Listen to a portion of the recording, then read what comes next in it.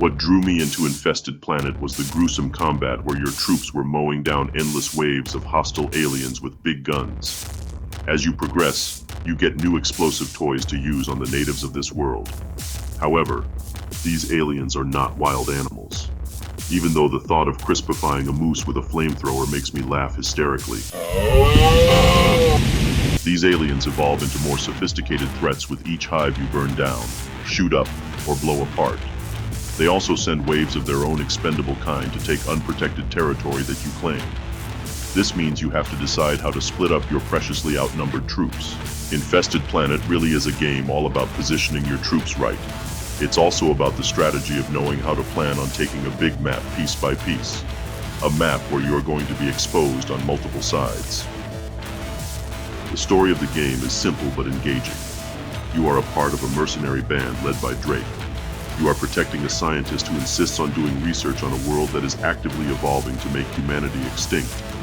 On top of this, you are being commanded by an insane general who constantly spams you about war's intellect, right up until he charges the aliens in his helicopter. Don't worry, all ends well for him. This playthrough took place over 15 missions, a nice campaign for good old Drake's Devils. So let's cover the basics of this real-time strategy game. You have 3 resources in this game: your Marines, your build points, and your ammo supply. Let's start with build points. Build points represent your materials, guns, and overall manpower all in one point pool. You spend build points to afford more Marines, build buildings to give yourself abilities or turrets on a mission, and to directly upgrade your Marines to have stronger weapons.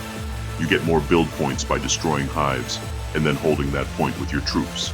Let's move on to the Marines. Your Marines are your fire-spitting bread and butter, your combat workhorses, your wrecking crane of the alien world. You can buy as many Marines as your build points allow, but each Marine costs an increasing amount of build points. If you upgrade your Marines, they can use different weapons that are good for different situations. Need to clear a crowd? A fusion shotgun can hold it at bay. How about a swarm of fast-moving aliens? A flamethrower is fantastic for this. How about taking down a hive or tough towers? A minigunner will save the day. Finally, you have ammo supply. This is used to supply your troops with explosive rockets for taking down hives and their eggs or towers that constantly harass your troops. Early on, you can use this to call in helicopter strikes. Later in the game, you can use it to teleport around the map or launch Geneva Convention-banned cluster bombs. So how did we use all of this to barely survive this death world? Well, let's talk about that.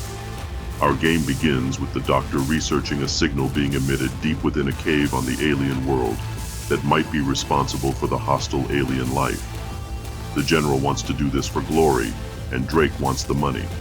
So it's up to me to oblige everyone by sending in the Marines to do the dirty work of mopping up alien life with firepower. Early on, I accomplished this by sending in Marines armed with rifles and building turrets to take on hives. Turrets can shoot through alien swarms and still do damage to hives. I equipped them with a medical pod that heals my troops as the hive towers spit at them. My troops keep the turrets safe. The turrets shred hives with their hypervelocity ammo. Everyone is happy except the aliens. So the aliens retaliate by mutating their hives and troops to be more effective. At first, this is more annoying things like poison that slows down all of your troops, or human structures take more damage by having poison act like rust. Later on, though, the upgrades get pretty vicious. The aliens will send hive spawning units to ambush your backlines. The hives will send assassin clones of your best Marines to fight you. As the early missions advance, I use helicopter strikes to soften up targets first, and then move in with a horde of fusion shotgun-toting maniacs, I mean Marines, to clear hives. I use the rewards from these missions to scoop up more upgrades like the cluster bomb ability and the flamethrower weapon. These are going to be linchpin tools for helping clear out the alien menace that is just defending its home. I usually begin a map unrecruiting all of my Marines except 2. Then I try to determine which section I'm going to cut off first to get some easy build points. I try to go for the low-hanging fruit first so I can afford the best upgrades for my 2 Marines. Then I determine how I will advance on the other hives from there. Usually a map will demand that I leave a Marine on defense duty at a point where some hives can sneak a stream of alien spawn in. Then I bring in that lone Marine when I'm ready to deal with that sector of the map.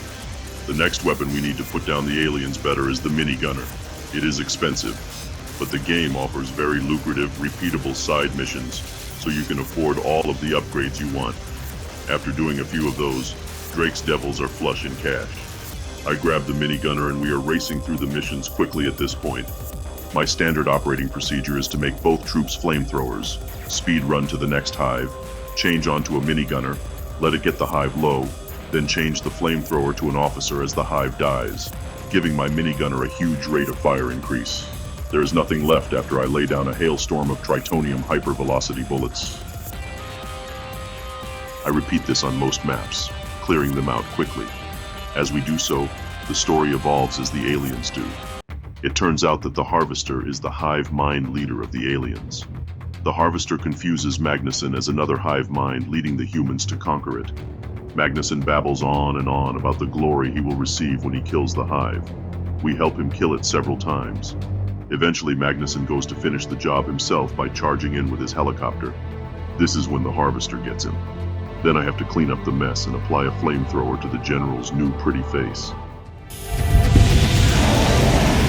So now the Doctor discovers that the Harvester will just devour humans and assimilate us. It's up to her to make a bioweapon that can stop this. But it's also still up to us to put down this hive mind with bullets, flame, and explosives. The last mission to do this is pretty straightforward. We march from hive to hive, taking the points with a growing crowd of minigunners and officer-inspired bullet slinging.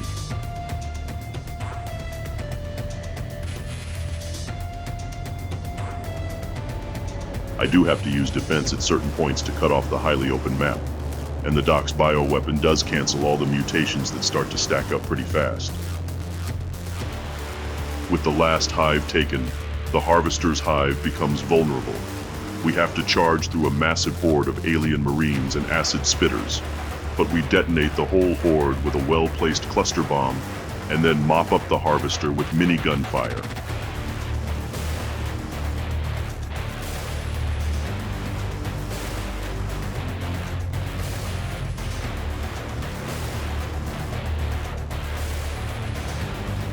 The game's story wraps up loose ends nicely, detailing how Magnuson was celebrated as a hero even though he was insane. Drake took his 2 medals and retired to owning a bar in the asteroid fields. The Doc made out like a bandit, becoming the biggest biotech firm owner and sole proprietor of the entire alien colony. She effectively uses Magnuson's cloned body to help her produce breakthroughs to genetically modify the entire human race. She is actually the true villain of this game. Talk about a major surprise. Anyways, I hope you have enjoyed this video. This is a fun 2016 tactical squad game. I always think about it every couple years or so and pick it up again. They also have a planetary campaign DLC I might do in the future. This is Moose Fryer Lord Mao, signing off. Ave, Atquit, Valet, Mao.